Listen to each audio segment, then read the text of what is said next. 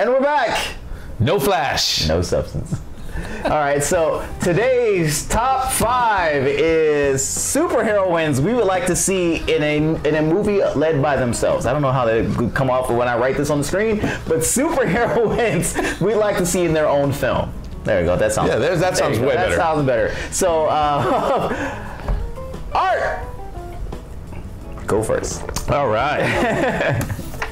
Okay, so I know I'm the unpopular opinion of my top 5. I know that. Holy Man, number 5.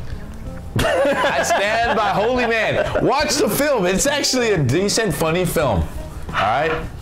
You can write your hate mail, care of the good.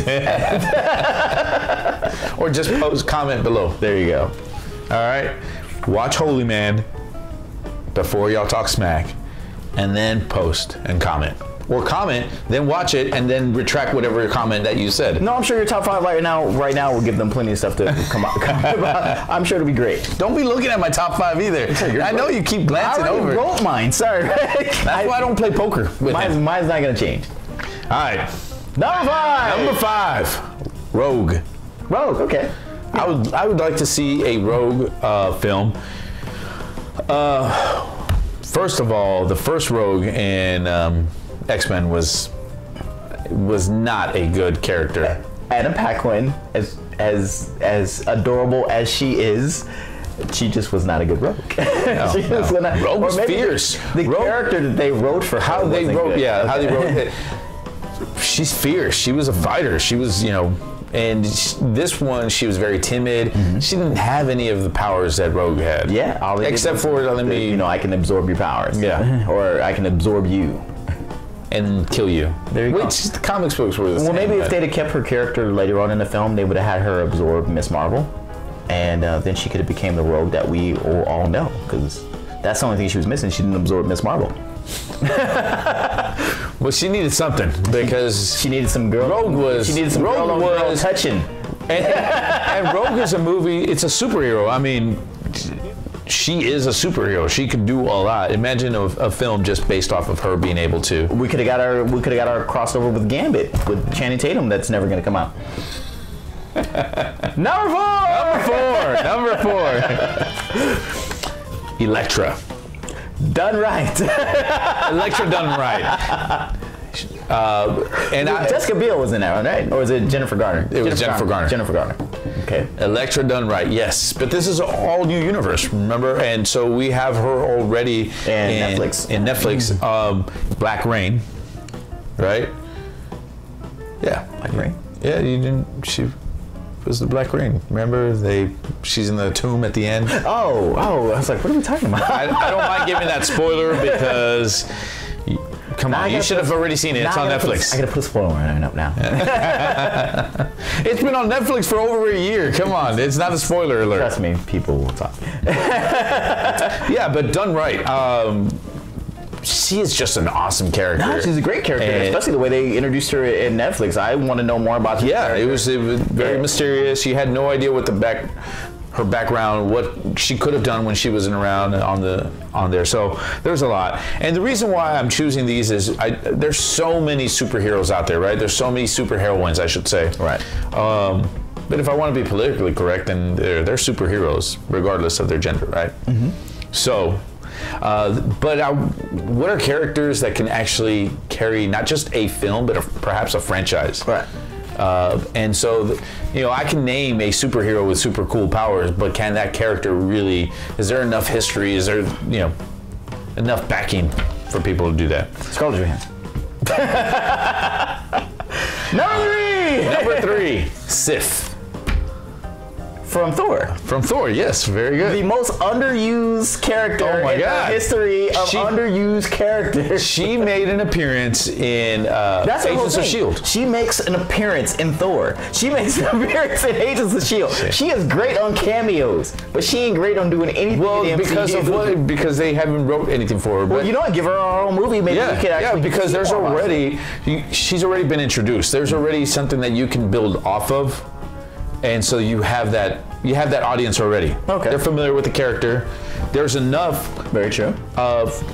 If those of you that keep up with the comics and kept up with Thor, there's already enough stories with her It doesn't have to involve Thor. Okay. There's plenty of material Even there though to I work feel like with. they're writing her out of Thor by making Valkyrie seem like she's love interest for Thor in this film.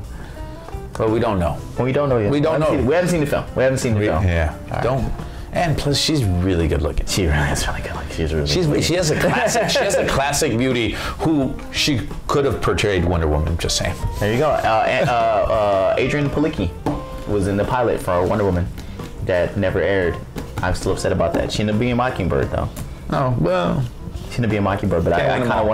wanted to see her as Wonder Woman. I would appreciated that. Number 2. Number 2. All right. Black Widow. Black Widow, the Black Widow movie we have yet to get. I mean, you have such a come on. Scarlett Johansson is a great actress. Yes. She can carry movies, obviously. You know she can carry a movie. She can carry a movie. You have the character already. You have a backdrop. That should be common sense. This should have happened a long time ago. I tell you, Ghost in the Shell happened, and that Black Widow movie got shelved. She can. And I like Ghost in the Shell. I don't even give a crap. Scarlett, I'm sorry if you're watching. I love Ghost in the Shell. It's just that because it didn't perform well, I see why they haven't done a Black Widow film. Well, you have already all the material there, so why not? You do. This is a no-brainer. All right, I'm with you. Number 1. Number 1. The most common one is Supergirl. Supergirl. I would love to see a Supergirl film redone. As 80s as the original film was, I would love to see The 80s Supergirl made her seem so dainty. Like, I mean, she was not dainty. no. But I mean, the powers that she possessed, it was like, oh, I'm gonna carry this. No. It was a weak story. It was funny. It was my kids watched it with me because I was like, hey, you want to watch Supergirl? And they were picking up plot holes in Supergirls. And if like 9-year-olds can pick up plot holes in a movie, you got a bad story. But this is also the 80s. It was the 80s. Most 80s film were like this. So just because you had this whole thing with Wonder Woman and stuff like that, you know they're gonna cast some tiny little girl to be Supergirl. Which I'm told, you know what? You're okay with that because okay. her powers, she didn't have to be muscular. Yes. It's her powers is that she's in the sun and she's strong already. Yes, that's where she, and that makes actually, I'm not saying it makes sense, but comics. It's it's the truth. That's the truth, right? Any Kryptonian would have, because of the yellow sun, would have and powers regardless of their physique. Right. Okay. Don't get me started. I know. I'm gonna start bashing on. Never mind. We're not bashing Wonder Woman today. No, today is Wonder Woman's love. Yes. I mean, she's good looking either way, right? So, Supergirl, that's a no-brainer too. You have all these great comics, movies coming out. That should be on the list. I mean, she has a fan base. You have something already. Those three, the top 3, but specifically those top 2, there's already a fan base there. Now we just need to introduce Supergirl and new characters. Obviously, that's another no-brainer. Yeah, definitely. All right, so that was our top 5. All right, so I think that's a good top 5. No holy man on the list this time. So no complaints for me. I didn't freak out on any of your stuff this week. All right, so my top 5. I tried to pick stuff that I don't think we've seen yet, and things that I think would be interesting, really interesting ones. So my number 5, Spider-Girl. Oh, not a big fan base there, but... Whoa! Hold up. No, there's not a big fan base for Spider-Girl. But if Sony's gonna do the Spider-Verse, it would make sense to include Spider-Girl in their whole Spider-Verse. You could interchange it with Spider-Woman.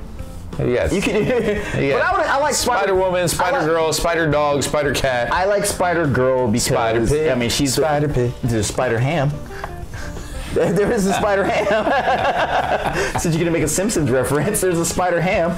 I mean, but she was the daughter of Peter Parker, and it's cool because she gets to wear his costume. Or you could do even so, and I'm changing my number 5 is like everybody in Spider-Man's universe that's a woman. Gwen, the Spider-Gwen. Gwen Stacy? Yeah, there was an alternate universe where she lived. And I think it's far-reaching. Now we're just like... Okay, but Spider-Gwen's really popular in the comics right now. Okay, well... There you go. A spider that is a girl. That's my number 5. Those don't exist. I've seen all male spiders. All right, so number 4! I'm going to go Power Girl. Okay. And only because we've already seen a Supergirl film, and I think Power Girl is a more mature... is the more mature version of Supergirl, because I mean, if you're not a big comic books fan, Supergirl goes to another universe, and there's already a Supergirl there, so she assumes a different identity. As she assumes identity as her and Catwoman go. She assumes the identity as Power Girl. Catwoman assumes the identity as Huntress. So essentially, it is a Supergirl movie. It's a Supergirl movie, but not a Supergirl Just movie. renamed. She has a haircut. She has a haircut. She has her haircut. And she has a revealing outfit with boobs everywhere, and that's what I want to see in my films. But see, boobs. Well, okay. So you got Power Girl, but there's already a Supergirl in that universe. In that universe. Look, don't be bringing in logic to my films. Your 9-year-olds are gonna find plot holes in that. All right. Number 3.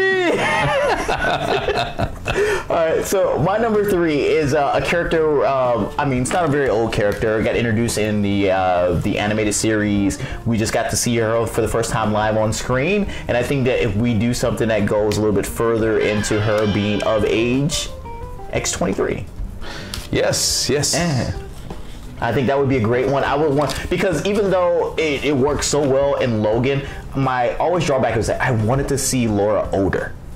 I wanted to see her older, ready to take the mantle of Wolverine. And I think if we do an X-23 film where she takes the mantle of Wolverine, I think that'd be so awesome. It'd have to be a dark movie. It would have to be a rated R Fox film. It would have to be a dark film for it to be successful. I mean, the way they've already set up the character where she will kill, at a moment's notice, then this one would have to be something. It would have to be a Wolverine type film, and that's why I would like to see her take the mantle as Wolverine. Yeah, I think that's a good. I can see that. All right, see. Redeem yourself. Redeem yourself after Power Girl. I still doubt it. All right. Number 2. My number 2. She-Hulk. Oh no! Come on! I want to see a She-Hulk film because I want to see it cross over with Daredevil. I want to see her in the courtroom with Matt Murdock, and they're battling out a case, and then she just goes in all as She-Hulk because she's her character is like she likes being She-Hulk as opposed to being her regular self, so she's always She-Hulk. And I was like, I want to see her all green. Her power isn't from she doesn't have rage like.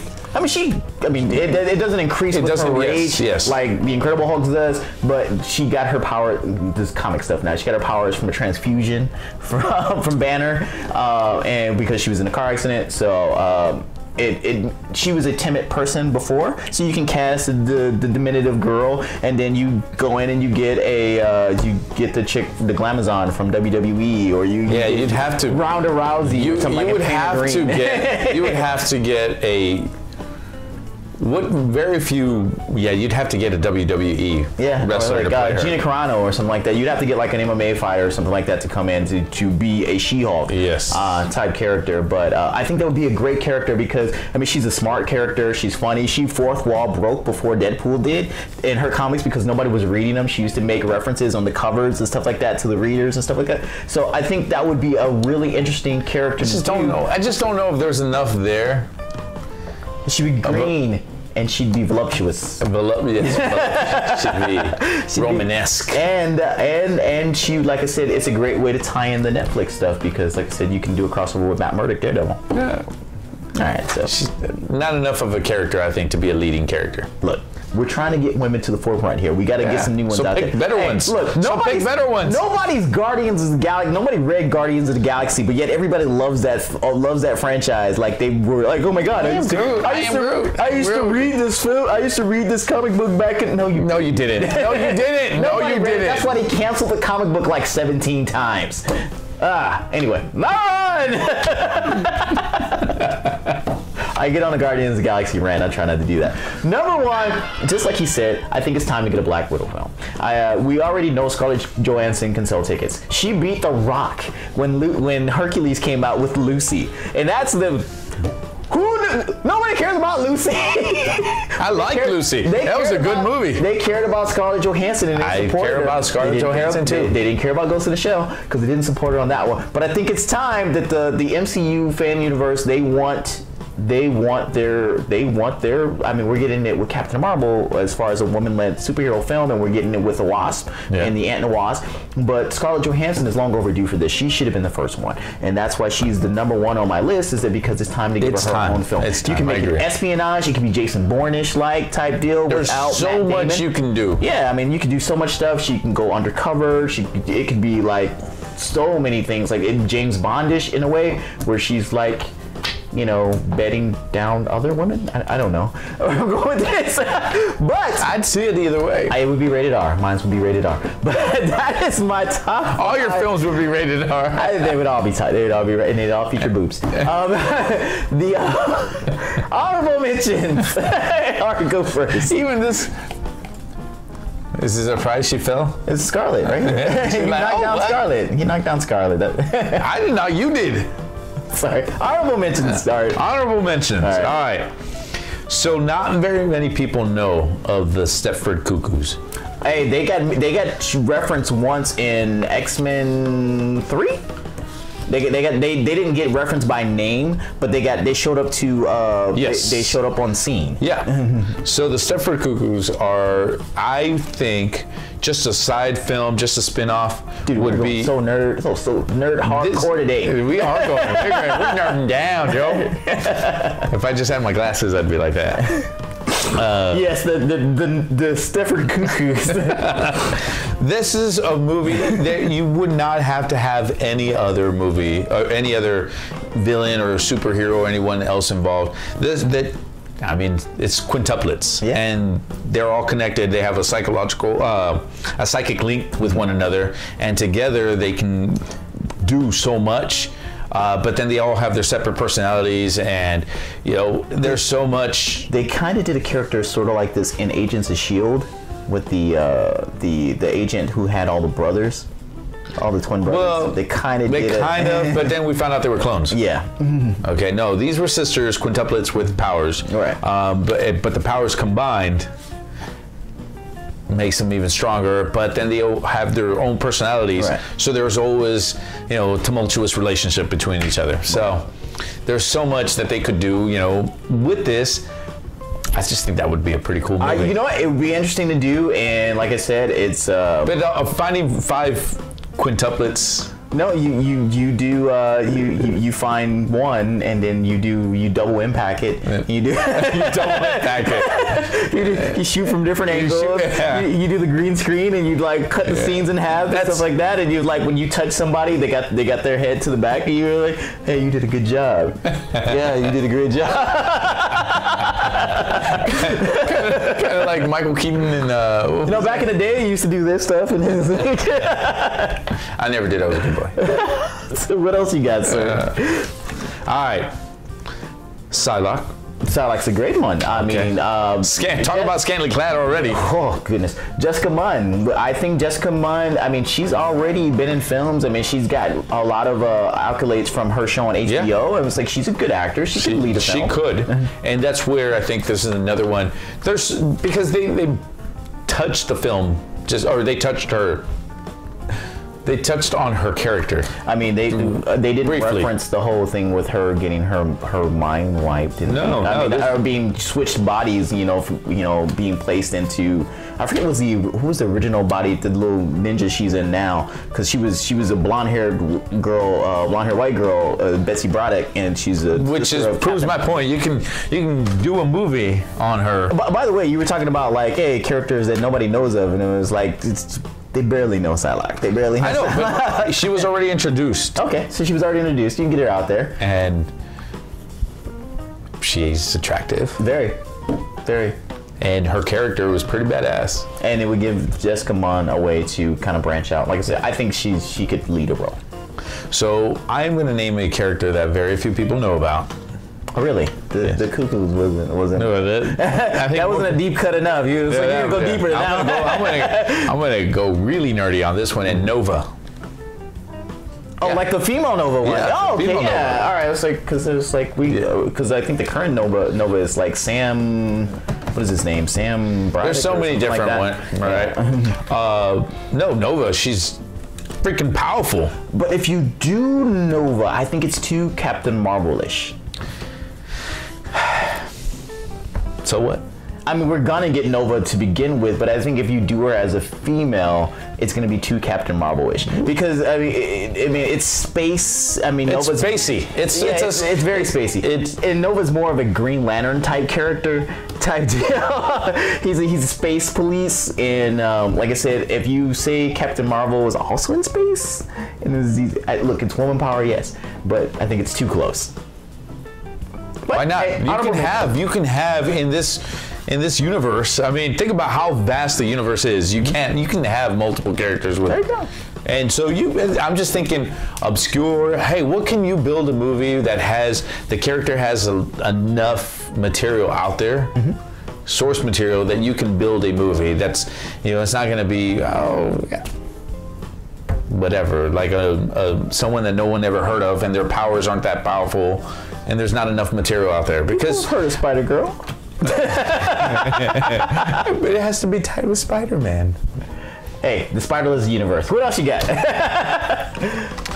That's it for right now. All right. Okay. So I'll give you my honorable mentions. All right. My also honorable mentions. Vixen, which almost made my top 5. I replaced her with Spider-Girl because I thought Spider-Girl made more sense. But Vixen, where she calls on animal powers and stuff like that, I think that'd be great. It'd be a little bit different from Catwoman because she doesn't actually go full out. But she's already in.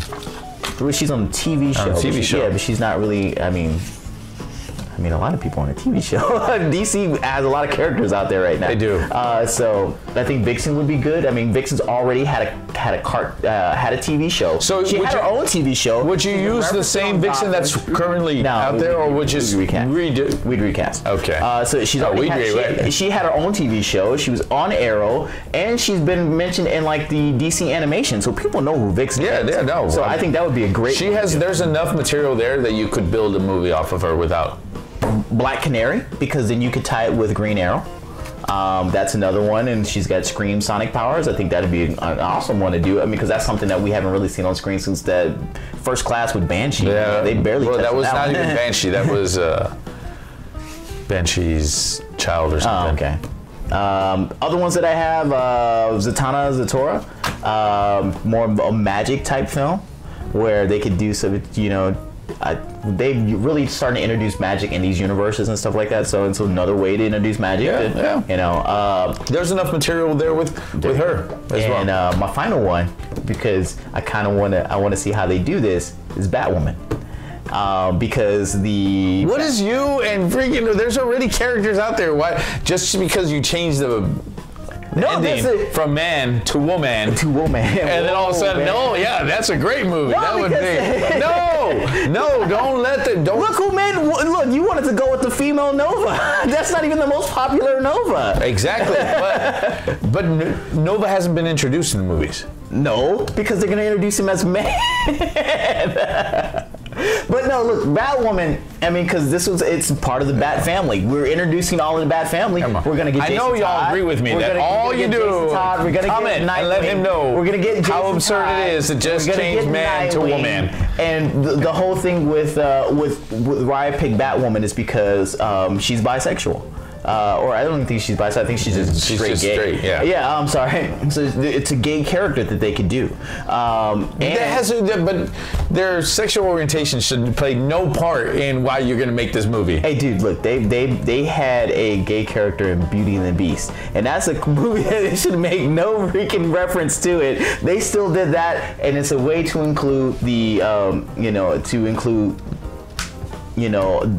sexualities and in the universe, and it would be rated R. So, but it extends the Bat family as well. I think it's too confusing.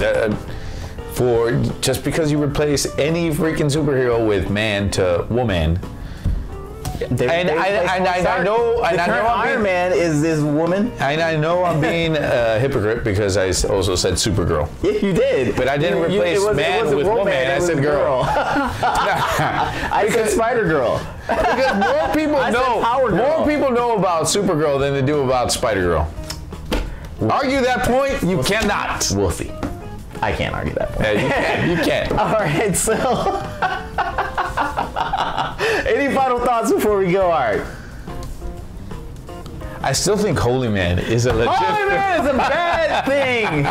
All right, guys. So this was our top 5 superheroines that we want to see on screen. Make sure you guys like and comment below. Tell us what your top 5 superheroines that you want to see on screen. Hopefully, you will add Spider-Girl like I did to mine. Always make sure that you like on these videos so that way we know if you guys are digging what we put out for content for you guys, and subscribe so that way you know about when all the rest of our videos come out as well.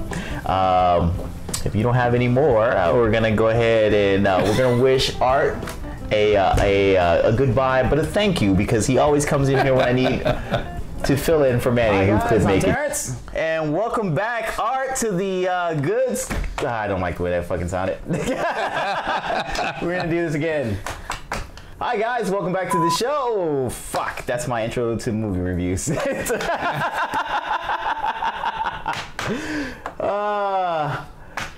And we're back. No, we do that later.